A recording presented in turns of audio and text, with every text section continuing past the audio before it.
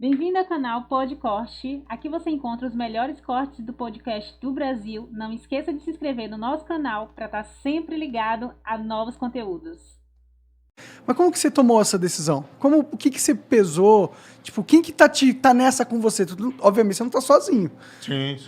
Tipo, quem tá nessa com você? Como foi montar a campanha, entendeu? Porque você era juiz, não era político, você não tem expertise em montar campanhas.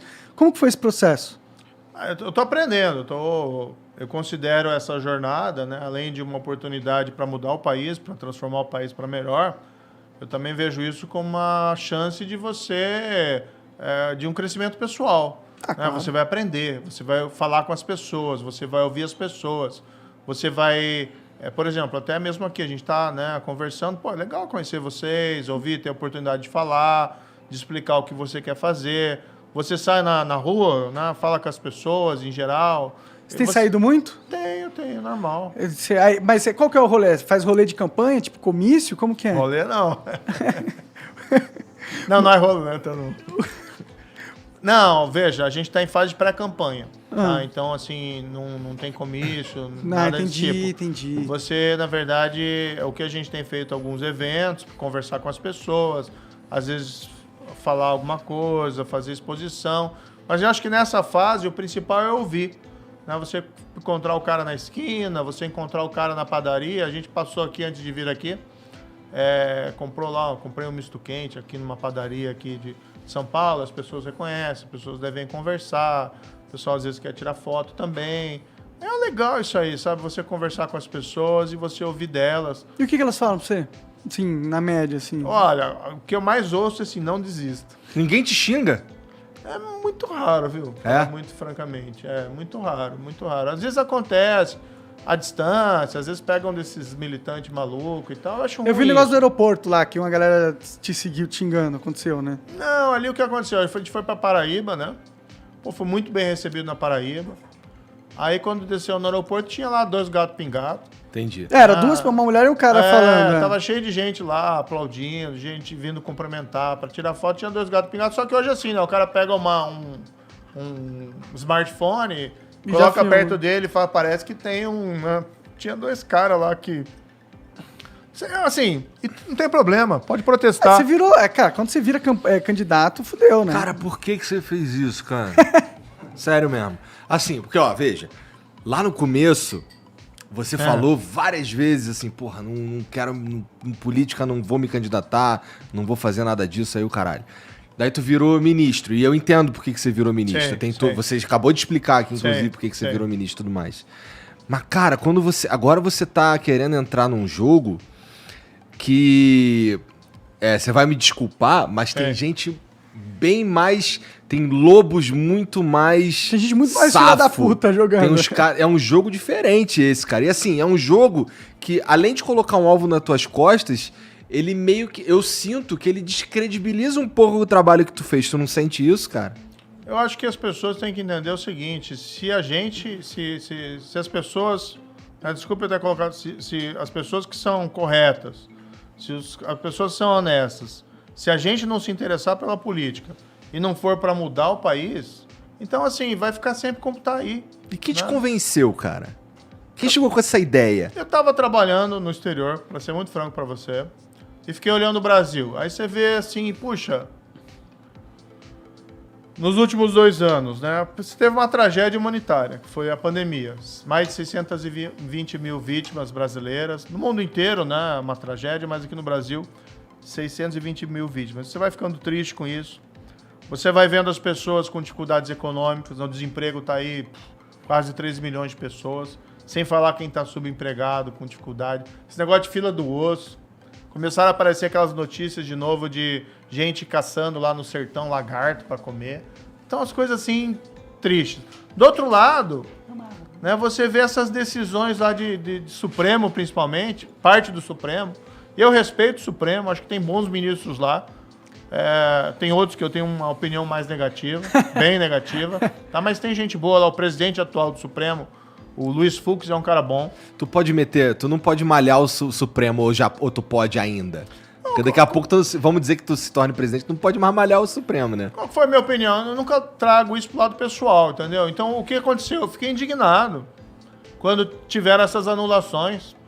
Então, anula, quiser dizer lá que o cara foi condenado injustamente, porque ele é inocente, tá? Quiser anular a decisão, reformar a decisão, dizendo assim, o cara é inocente, né? Você errou.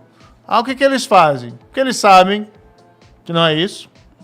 Aí, não podia ter julgado lá em Curitiba, tinha que ter julgado em Brasília. Ou inventam aquela fantasia, ele foi perseguido. Né? Ninguém foi perseguido. Né? Se a gente lembrar as audiências, o que aconteceu, né? O Lula nunca teve prisão decretada. Quem decretou a prisão do Lula foi o tribunal em Porto Alegre, que eu cumpri. Porque era o certo a fazer. O tribunal decretou para ele começar a cumprir a pena. Ou seja, não tem perseguição nenhuma, entendeu? Nunca ouvi um A de mim contra o Lula naquela época. Agora é diferente. Entendeu? Então eu fiquei lá fora vendo isso, né? Pandemia, gente morrendo. Economia, gente sofrendo, tá? E essa polarização, que aí não sei qual é a opinião de vocês, eu acho que essa polarização nos deixa imbecilizados. A gente não consegue dialogar e discutir as questões racionais. E quando você tem que chegar alguém e diz lá, gente, vamos se acalmar. O teu vizinho não é teu inimigo. O cara que você encontra no clube, porque ele gosta do fulano X ou do Y, não é o teu inimigo. Se você quer ter inimigo, vai pro futebol. E olhe lá, né? Não é inimigo ali, é adversário, torcida. Né? Mas mesmo assim você não cultiva o ódio. Mas o que você vê? Você vê os dois líderes desses extremos, Lula e Bolsonaro, fomentando o ódio. Nós contra fato. Eles. É porque eles meio que precisam um do outro, precisam do outro. Eu tava lá no exterior, vendo tudo isso, e fiquei esperando. Durante 2020 e 2021, vai aparecer alguém que consiga arrebentar essa polarização, quebrar essa polarização, pra gente ouvir proposta, projeto, e ouvir fundamentalmente, que eu acho que é importante, a verdade. Vai ter alguém pra falar a verdade em 2022? Pô, não apareceu, Igor. Não apareceu ninguém. Aí eu tinha um convite para colocar o meu nome. Um convite antigo? Quando eu saí do ministério, né? Isso foi lá em 2020. Alguns meses depois que eu saí do ministério, eu fui convidado pelo Podemos, né, para, se eu quisesse, ser candidato. E aí eu falei para eles, olha, não sei se vou ser candidato, eu quero seguir minha vida, eu quero um pouco de paz, tranquilidade, quero trabalhar no setor privado, ficar longe dessa confusão, e fui lá. Mas daí eu fiquei observando aquilo, né? E aí, pô, não apareceu ninguém. Aí eu falei, pô, tem que ir, cara. Tem que ir pra... e eu acredito nisso. A gente tem que quebrar essa polarização. Isso não é um trabalho para mim, não é um trabalho para o Podemos, não é um trabalho só para os partidos políticos. Tem que ser um trabalho nosso, de todo mundo. E não é o país que interessa. Sim, a gente tenta quebrar essa polarização trazendo todos os lados para conversar. Meio que a nossa solução para essa coisa toda. Mas eu concordo muito que é um dos maiores problemas do Brasil. Mas, ao mesmo tempo, a polarização é direita e esquerda, certo? Vamos dizer assim. Sim. Eu não posso estar errado, mas te associam mais à direita do que à esquerda, vai. Como que você vai pegar esse público de esquerda e convencer... na eleição, acho que você não acho que não consigo. Não, eu acho que tem os caras que estão fechados com o PT e acabou. Tem os caras que estão fechados com o Bolsonaro e acabou. E eu acho que tem aí talvez mais de 1/3 da população brasileira que, porra, não tenho certeza de muita coisa, tudo mais. Eu acho que a gente tá vivendo esse cenário, na verdade. Como que você capta a esquerda? Tipo, como que você pega um eleitor de esquerda pra confiar na tua campanha que vai ser positivo pra ele e os seus ideais de alguma forma? Esse negócio de esquerda e direita hoje tá um pouco confuso, tá? O que eu acho assim? Você tem que pegar o melhor que tem na direita e o melhor que tem na esquerda. E você construir ali projeto e colocar pras pessoas. Eu quero fazer isso, entendeu? Então, por exemplo, uma das coisas que a gente tá falando, vamos fazer uma força-tarefa nacional de erradicação da pobreza. Como é que você elimina a pobreza? Vamos ser bastante sinceros. Emprego, tem que crescer a economia, voltar a crescer, tá? E você tem que ter política pública, por exemplo, de educação de qualidade. É assim que você prepara as pessoas para o futuro. Sim, mas você resolve a pobreza a longo prazo, né? Não a exatamente isso que eu tô falando, tá? Aí, bem, existe um problema a curto prazo, que você tem que resolver. Não pode dizer para as pessoas, eu vou aliviar a sua situação daqui a 5, 6 anos. Então, qual que é a ideia? A gente cria uma força-tarefa nacional de erradicação da pobreza, que a ideia é mais ou menos criar uma agência lá em Brasília para coordenar os esforços nacionais contra a pobreza. Usar aqueles programas de transferência de renda, assim, Auxílio Brasil, Bolsa Escola, Bolsa Família, mas pegar essas políticas públicas, saúde, educação e emprego e focar naquelas pessoas que mais precisam.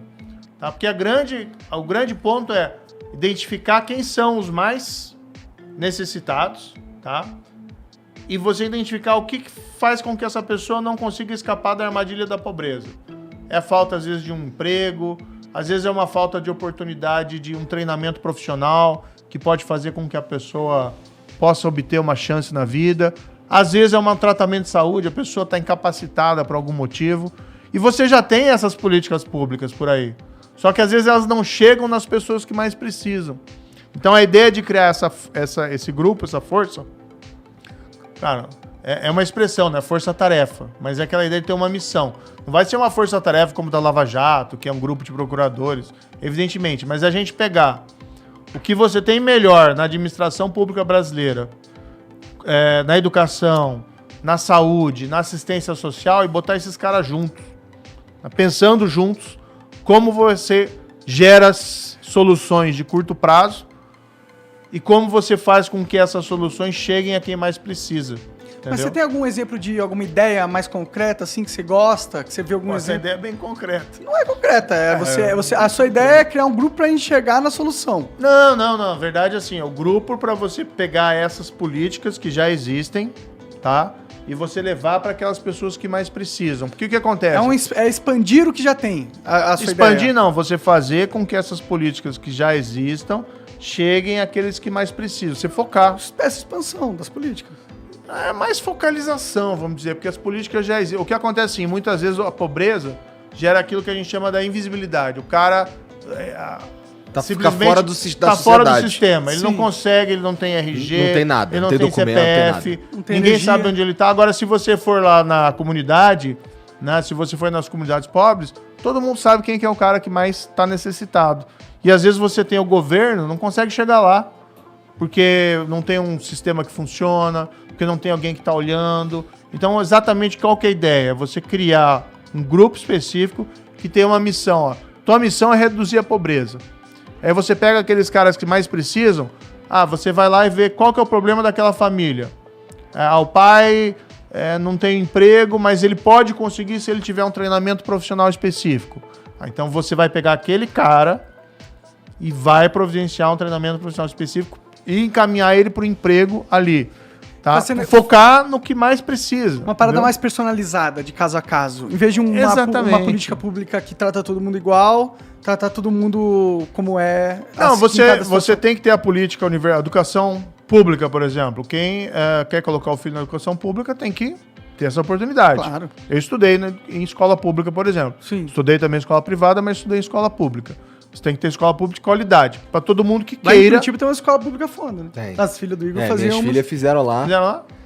Minhas filhas estudaram lá. Eu morei lá 4 anos. Foi? E elas estudaram lá durante esse período aí. Porra, eu ficava impressionado com a escola pública lá. Que minha filha mais velha estudava lá em Santa Felicidade. E, porra, ela tinha aula de tênis. Era algo que me impressionava. Legal. Aí eu ficava, caralho, o CME é foda. Não, essa é a questão. Você tem escolas públicas de grande qualidade, mas você precisa, assim, vamos dizer, tem algumas que têm uma qualidade muito ruim. A maioria, né? A maioria. Vou ser sincero, né? No Brasil... Eu vi uma história que me chamou muito a atenção, que foi assim, uma professora de uma dessas comunidades bastante carentes, e foram falar para ela da internet na escola. Que era importante ter internet rápida na escola e tal. Pô, ninguém discute isso. Todo mundo precisa ter internet. E não tem, né? Em grande parte delas. Ou tem uma internet que funciona muito mal. E aí a professora falou para esse cara, né? Que falou da internet para ele, falou assim, olha, poxa, internet seria bom, né?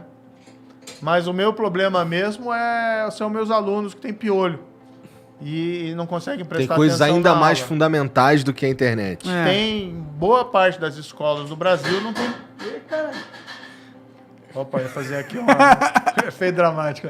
Boa parte das escolas do Brasil não tem banheiro, né? E aí, assim, como é que fica? Você tem que equalizar. Mas aí qual que é a ideia? Você tem que ter a política para todos, mas você tem que levar para aqueles também mais necessitados.